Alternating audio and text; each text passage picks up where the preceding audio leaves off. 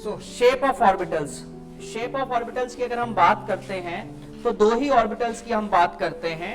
कौन से वो दो ऑर्बिटल्स हैं? सबसे पहला ऑर्बिटल है एस ऑर्बिटल। जो टॉपिक करवाने वाला हूं उसके लिए ये चीजें बहुत इंपॉर्टेंट है, इसलिए मेरे को बताना पड़ रहा है एस ऑर्बिटल क्या है, पी ऑर्बिटल क्या है, इसका शेप क्या है, क्या इस तरह की नेचर है। क्लियर है सभी को? ठीक है, फाइन। सो एस ऑर्बिटल की अगर हम बात करते हैं तो एस ऑर्बिटल का जो शेप होता है that is spherical and symmetrical. Spherical and symmetrical यानी कि इट इज एस ऑर्बिटल। यानी कि अगर हम इस एस ऑर्बिटल की बात करते हैं, सेंटर में न्यूक्लियस है, इसके आसपास इलेक्ट्रॉन के मिलने की प्रोबेबिलिटी होती है and it is spherically symmetrical in nature. ये जो डॉट्स बने हैं इसका मतलब ये मत सोचो कि ये डॉट्स बने हैं यानी कि ये इट इज मैनी इलेक्ट्रॉन। ये मैनी इलेक्ट्रॉन्स बिल्कुल नहीं है। These are not many electrons. ये सिंगल इलेक्ट्रॉन भी हो सकता है। It can be one electron जिसके मिलने की प्रोबेबिलिटी इस स्फेरिकल रीजन के आसपास 90% है। 100% फिर भी नहीं होती, 90%। तो ऑर्बिटल क्या है? ऑर्बिटल वो रीजन है न्यूक्लियस के आसपास की जहां पे इलेक्ट्रॉन्स के मिलने की प्रोबेबिलिटी मैक्सिमम हो सकती है। Is that clear to all? This is called orbital. समझ आ गई बात? अगर हम एस ऑर्बिटल की बात करते हैं तो वो स्फेरिकल और सिमेट्रिकल होगा, और अगर हम पी ऑर्बिटल की बात करते हैं तो इसका शेप होता है इस तरह का, dumbbell shaped. It is like this.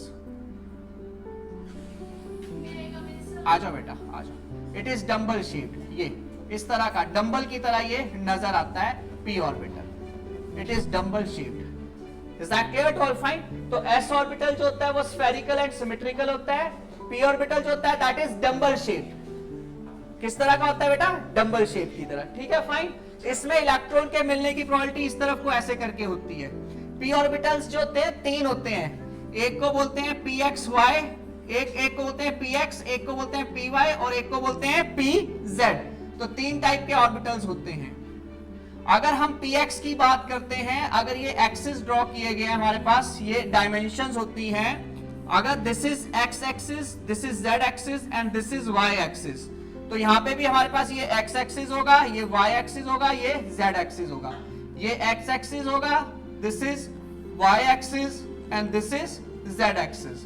तो अगर हम px ऑर्बिटल की बात करते हैं तो उसमें इलेक्ट्रॉन px x एक्सिस के अराउंड प्रेजेंट होगा। ऐसे शेप ऐसा ही होगा, डम्बल शेप। सारे p ऑर्बिटल का शेप डम्बल शेप्ड होगा। px के केस में इलेक्ट्रॉन्स की डेंसिटी किस तरफ है? Only towards x axis. py के केस में इलेक्ट्रॉन्स की डेंसिटी किस तरफ है? Only towards y axis. और z ऑर्बिटल की बात करते हैं तो उसमें इलेक्ट्रॉन्स की डेंसिटी किस तरफ होगी? Towards z axis only. Is that clear to all? तो इसलिए इसका नाम दिया गया है px, इसका नाम दिया गया है py और इसका नाम दिया गया है pz। ये सब जरूरी है इसलिए समझाए जा रहे हैं, इसलिए बहुत ध्यान से समझो। ये जिनको करवाए हैं उनको रिफ्रेश करवा रहा हूं क्योंकि इसके बिना समझ नहीं आएगा। छुट्टियों में भूल गए हैं तो मैं सारी चीजें कवर अप कर रहा हूं। पर इसके बिना आपको टॉपिक नहीं समझ आएगा। हाँ जी, बोलो बेटा। Sir, can you explain last diagram again? दोबारा से बोलना बेटा, दोबारा से बोलना। Can you explain last diagram again?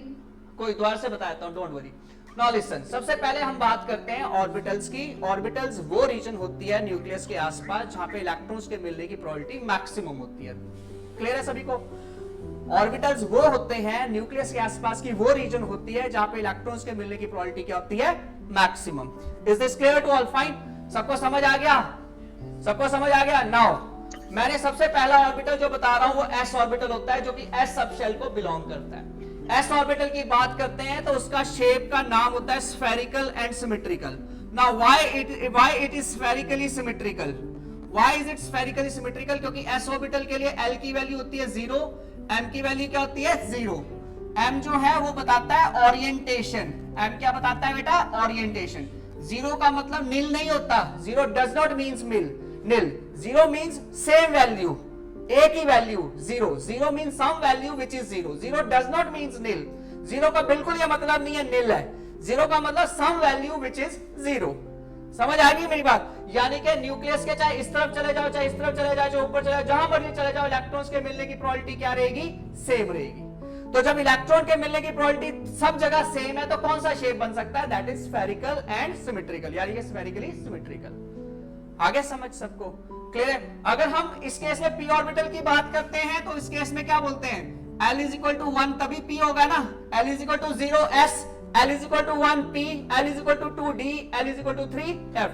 ये सब याद आ जाना चाहिए. नहीं याद है पढ़ना शुरू कर दो सारे. Is that clear to all? Fine. तो L इज इक्वल टू 1 है तो M की वैल्यू क्या है? -1 0 + 1. -1 0 + 1. कितनी वैल्यूज हैं? 3. यानी कि कितनी ओरिएंटेशन है? 3. कौन सी? Px, Py, Pz.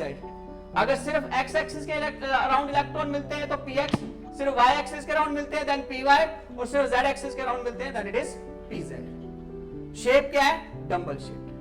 शेप क्या है? Dumbbell shape. Is that clear to all? कोई डाउट? श्योर? इसको एज सच ड्रॉ कर लो सारे. जिन्होंने ड्रॉ भी किया वो ड्रॉ कर सकते हैं. लिख लो इसे.